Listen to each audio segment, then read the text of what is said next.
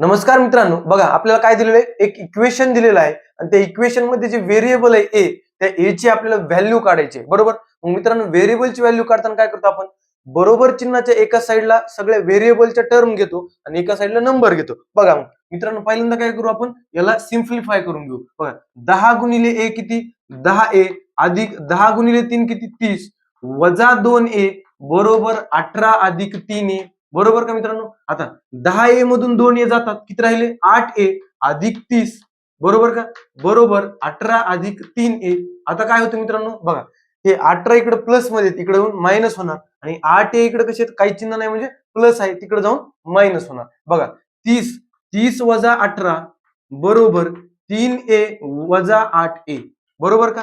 बघा 30 मधून 18 गेले, उरले 12, पुन्हा 3a वजा 8a. बघा 3 मधून 8 जातात का, नाही जात, मग 8 मधून 3 घालायचे, किती राहिले, 5. पण चिन्ह कोणतं, मोठ्या संख्येचं, म्हणजे वजा 5a, किती, वजा 5a. आता आपल्याला किंमत कशाची काढायची होती, a ची, मग ह्या वजा 5 ला इकडे टाकून देऊ आपण, बरोबर. बघा 5 आणि a मध्ये कोणतं चिन्ह असतं, कोणती ऑपरेशन असतं, गुणाकार असतं, इकडे जाऊन काय होणार, भागाकार. म्हणजे a बरोबर काय होणार, 12 भागिले 5 आणि मायनसला मायनस. a ची किंमत किती आली मित्रांनो, -12/5, म्हणजे ऑप्शन क्रमांक 3. धन्यवाद.